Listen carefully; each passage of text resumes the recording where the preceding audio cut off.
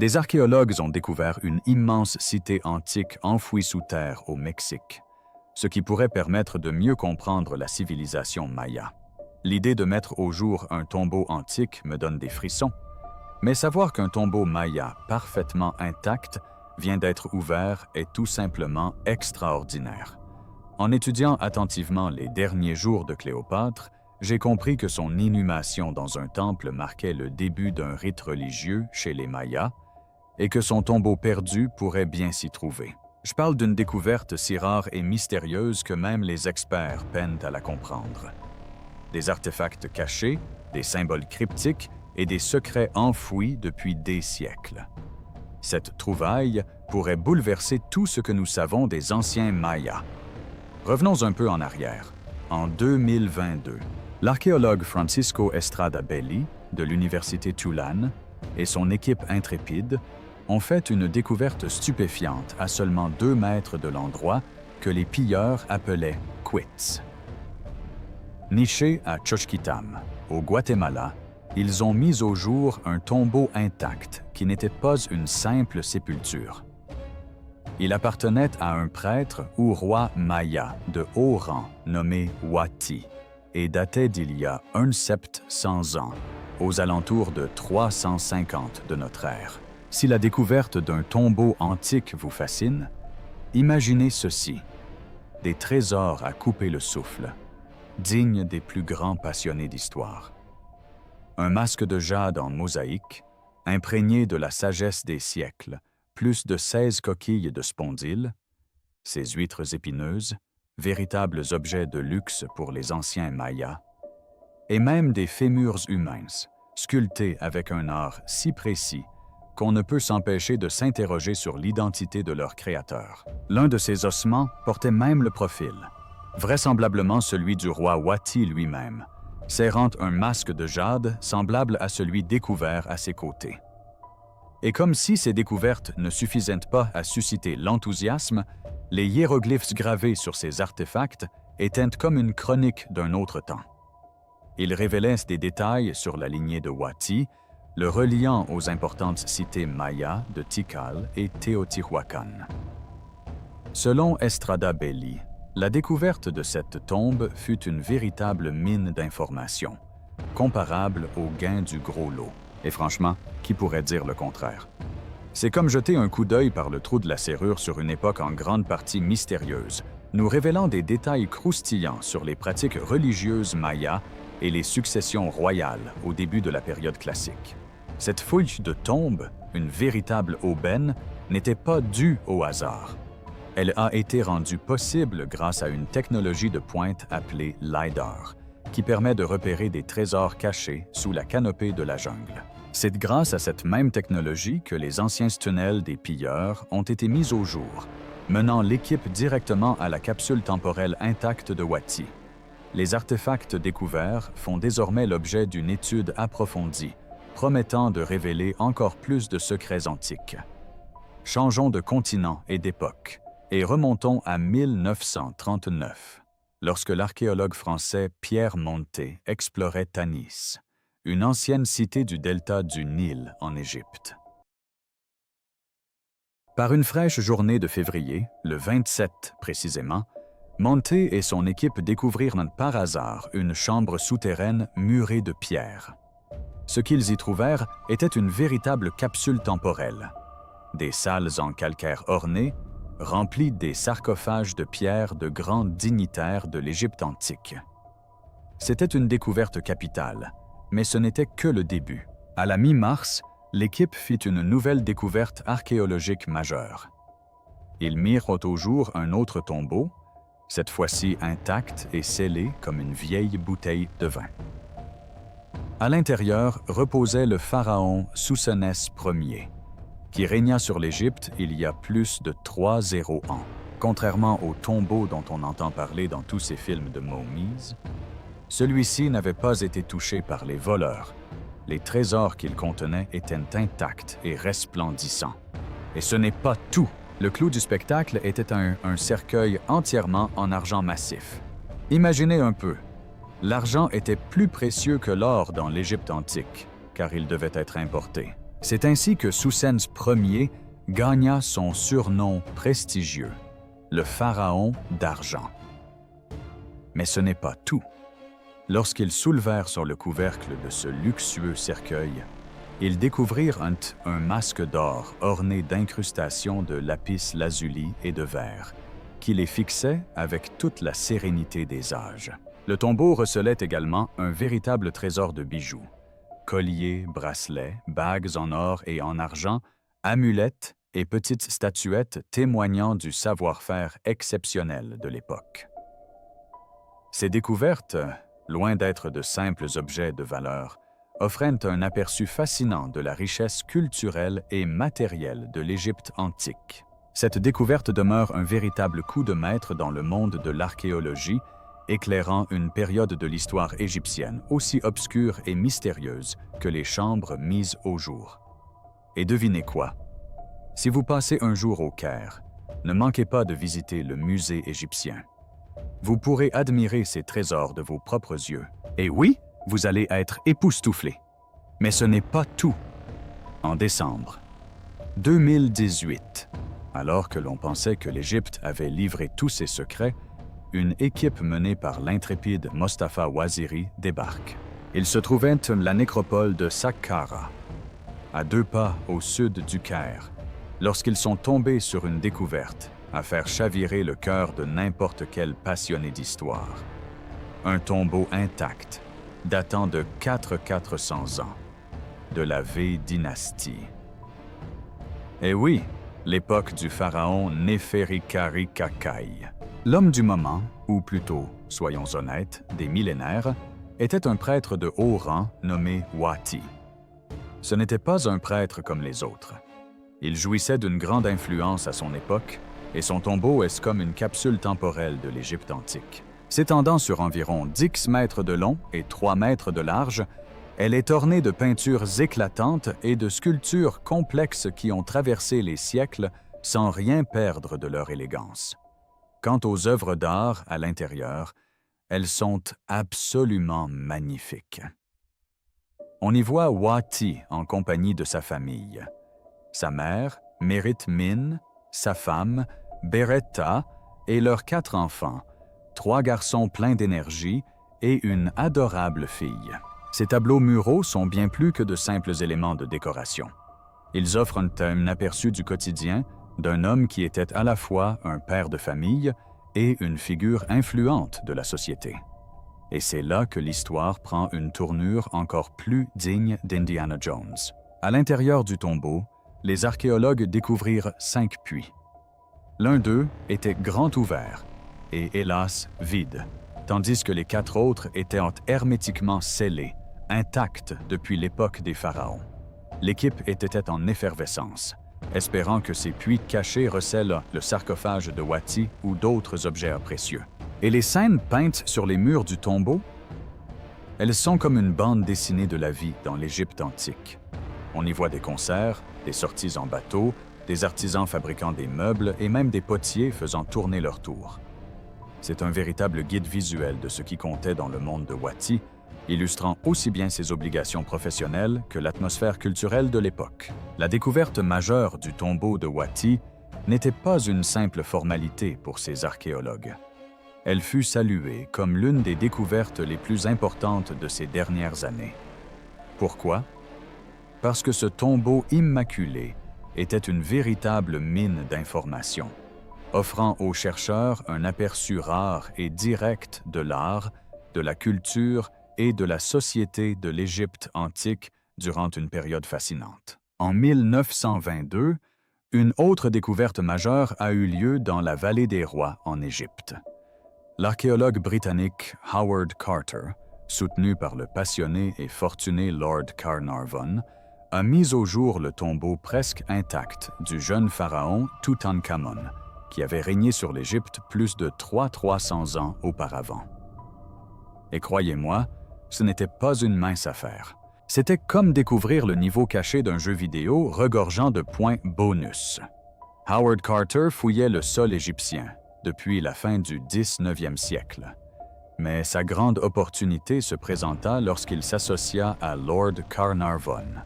un noble britannique aussi passionné d'antiquités égyptiennes qu'un chat avec un pointeur laser.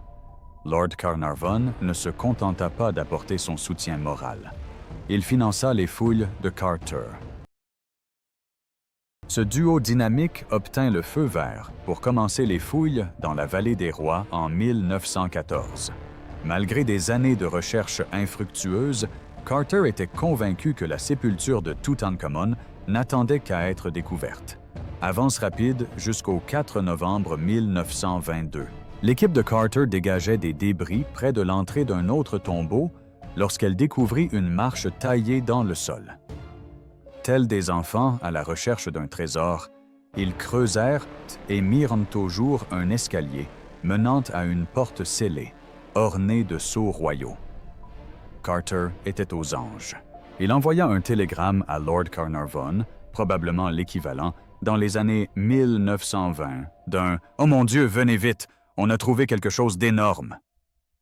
Lord Carnarvon, accompagné de sa fille, Lady Evelyn Herbert, débarqua en Égypte le 23 novembre 1922. Ils n'eurent probablement même pas le temps de déballer leurs affaires avant de se précipiter sur le site. Le 26 novembre, Carter perça un petit trou dans l'embrasure de la porte scellée et jeta un coup d'œil à l'intérieur à la lueur d'une bougie. Lorsque Carnarvon lui demanda s'il voyait quelque chose, la réponse de Carter, sobre mais devenue culte, fut « Oui, des choses merveilleuses ». Et c'était merveilleux. En entrant, ils découvrirent une antichambre qui ressemblait à un showroom d'un IKEA égyptien antique, mais en beaucoup plus beau. On y trouvait des canapés dorés, des coffres richement décorés et des statues livrées montées. Malgré quelques pillages antérieurs, les trésors étaient restés en grande partie intacts. Une autre porte scellée laissait présager d'autres richesses, et effectivement, elle menait à la chambre funéraire gardée par des statues grandeur nature.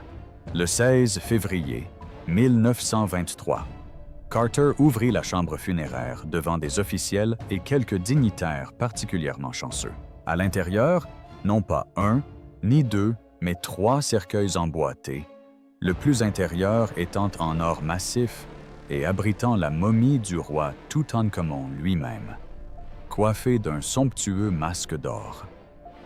Plus de 5 objets ont été découverts à ses côtés, des bijoux raffinés au char.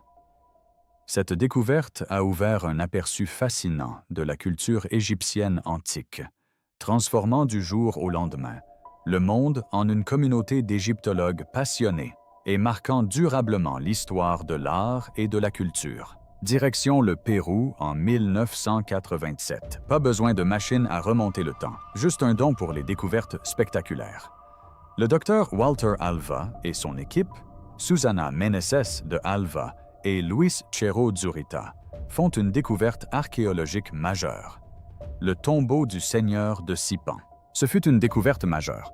On la compare souvent à celle de Toutankhamon, tant elle est importante et riche. L'histoire commence pourtant de façon moins spectaculaire. Les autorités locales mettent le docteur Alva au courant de la présence de pilleurs de tombes. Ces véritables chasseurs de trésors avaient découvert un tombeau près de la ville de Sipan, sur le site de Huaca Rajada.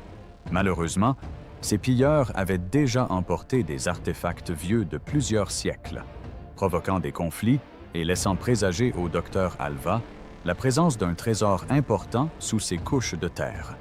Le 20 juillet 1987, l'équipe, retenant son souffle, mit au jour le tombeau intact du seigneur de Sipan.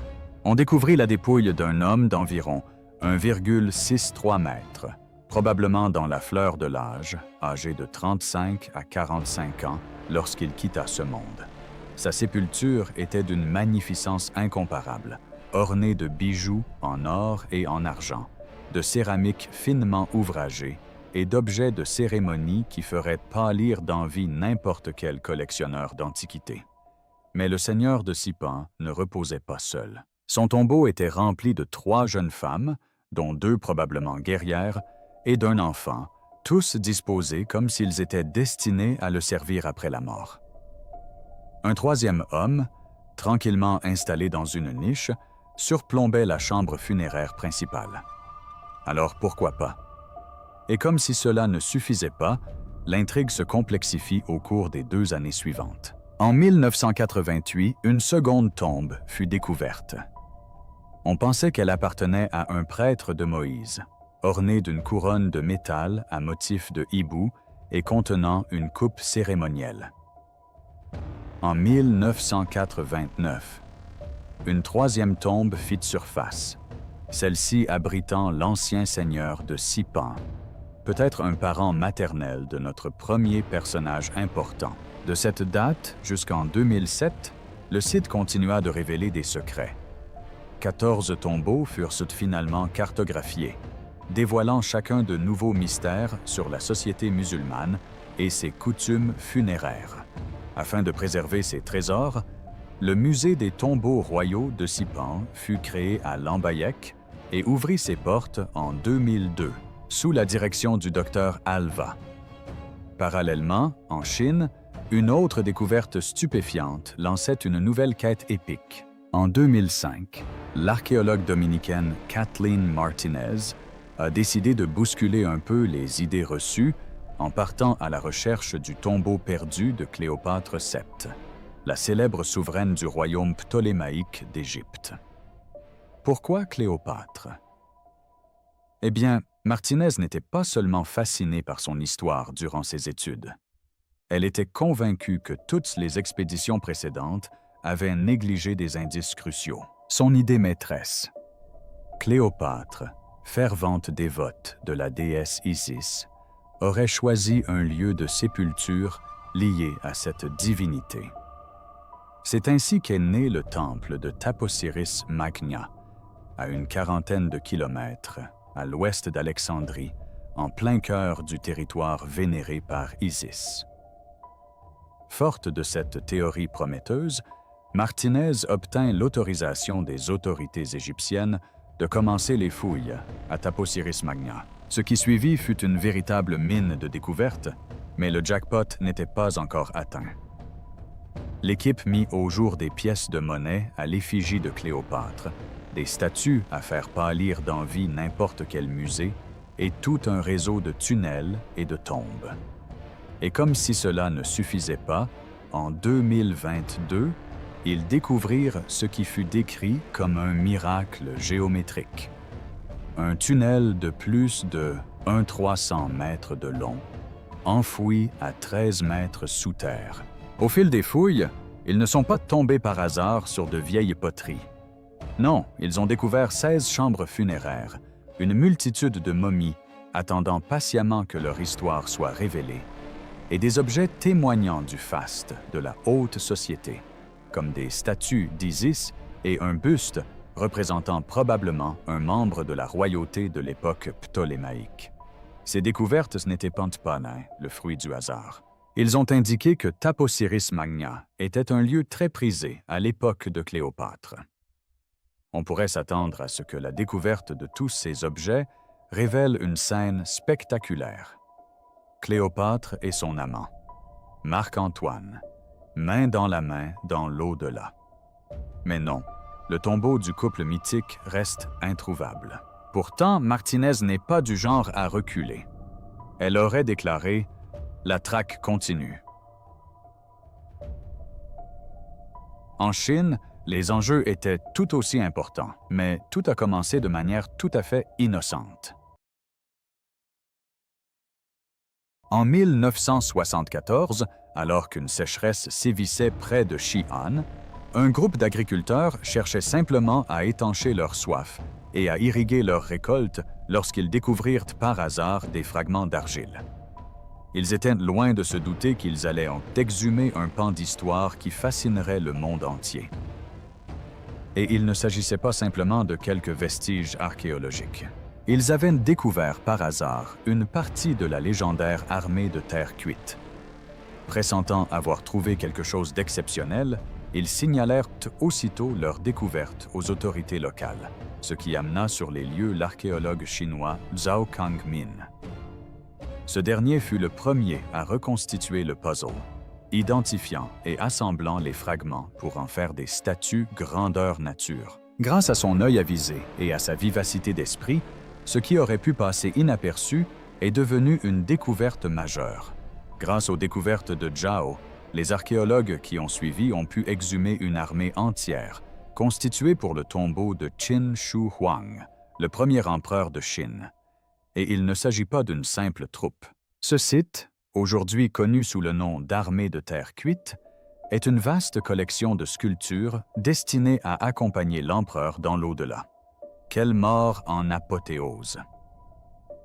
En explorant le site plus en profondeur, on découvre plusieurs fosses, dont la première abrite la dépouille du champion poids lourd.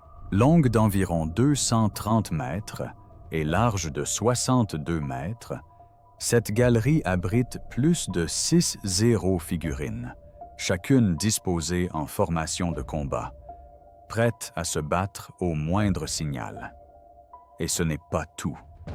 On y trouve des chevaux, des chars et même différents types de soldats, chacun avec un visage unique, témoignant d'un niveau de détail et d'un savoir-faire extraordinaire qui permettent d'admirer le talent exceptionnel de ces artistes antiques. Aujourd'hui, ce site n'est plus une simple ancienne carrière poussiéreuse. Classé au patrimoine mondial de l'UNESCO, il attire les foules pour son importance historique et son intérêt archéologique. En 2018, Gino Caspari, de l'Université de Berne, s'est rendu dans une région plus froide du globe. Il a dû avoir l'impression d'avoir trouvé une mine d'or, ou plutôt de la glace, lorsqu'il a fait une découverte stupéfiante dans la République de Touva, en Sibérie. Grâce à des images satellites de haute technologie, Caspari a repéré une structure inhabituelle dans la vallée de la rivière Uyuk.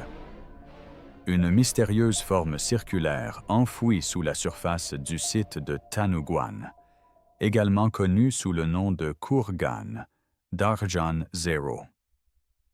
Cette région est célèbre pour ses tumulus scythes, datant du début du premier millénaire avant notre ère. Financé par le Fonds national suisse de la recherche scientifique, FNS, Caspari s'est associé à l'Académie des sciences de Russie pour mener une étude plus approfondie. Ce ne serait pas une mince affaire. Le site était non seulement isolé, mais aussi marécageux, ce qui rendait l'accès et les fouilles particulièrement difficiles.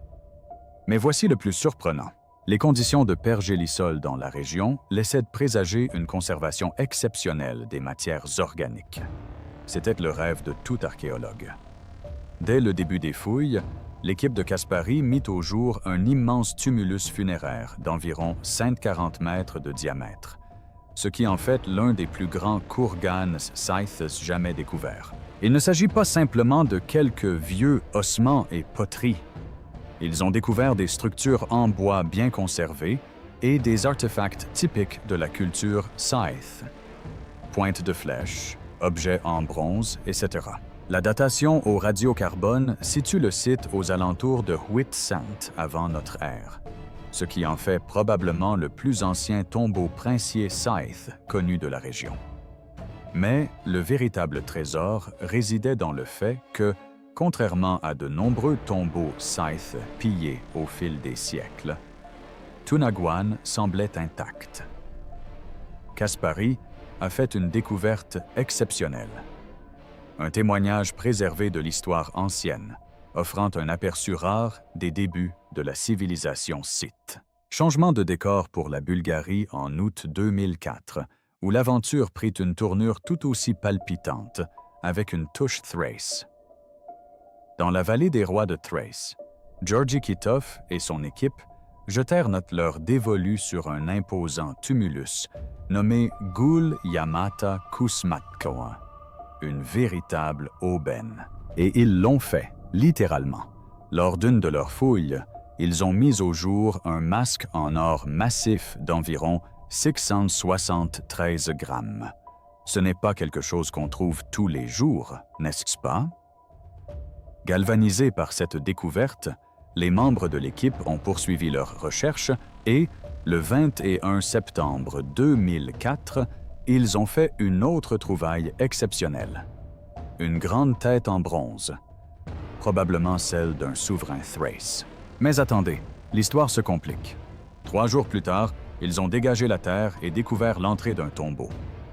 Voyant sans doute les pilleurs se frotter les mains de joie, Kitov a décidé de sortir l'artillerie lourde, ou plutôt les gros engins, une décision qui a provoqué une certaine polémique parmi ses pairs. Le 4 octobre 2004, les voilà devant une porte de marbre qui les menait à la salle principale. À l'intérieur, un véritable trésor les attendait. Une couronne d'or, une coupe à vin digne d'un roi et tous les insignes royaux, y compris des jambières et un casque somptueux. Sans oublier la tête en bronze d'une statue aux yeux d'albâtre et de pâte de verre. Parlons de trésors cachés. Mais cette histoire serait incomplète sans évoquer le tombeau de la reine Wari au Pérou. En 2013, une crête aride du Pérou, autrefois utilisée comme dépotoir par les pilleurs, s'est révélée être une véritable mine d'or pour les passionnés d'histoire. Il ne s'agissait pas d'un simple site de fouilles. C'était El Castillo de Huamey, à environ 300 km au nord de Lima, où des archéologues ont fait une découverte stupéfiante. L'affaire s'est compliquée lorsque l'archéologue polonais Miloš Giersz de l'Université de Varsovie s'est associé à l'expert péruvien Roberto Pimentel Nita. Grâce au financement du Centre national des sciences de Pologne et au soutien de la National Geographic Society, ce duo dynamique s'apprêtait à réécrire une partie de l'histoire ancienne. Retour en 2010, année où les bases de cette découverte historique ont été posées. Giersz et son équipe ont alors survolé le site d'El Castillo de Huamey pour réaliser des photographies aériennes et ont exploré les profondeurs du site grâce à l'imagerie géophysique. Les images laissaient entrevoir des structures cachées sous une crête, un endroit que les pilleurs avaient saccagé pendant des années, croyant l'avoir entièrement exploré. Mais ils se trompaient lourdement. En septembre 2012, l'équipe dépoussiérait une salle du trône en pierre qui n'était que la partie émergée de l'iceberg. En dessous, une chambre scellée par des tonnes de pierres renfermait des secrets restés intacts depuis la nuit des temps. Si vous trouvez cela incroyable et fascinant, n'hésitez pas à liker cette vidéo, à vous abonner pour découvrir d'autres découvertes archéologiques révolutionnaires et à activer les notifications pour ne manquer aucune mise à jour.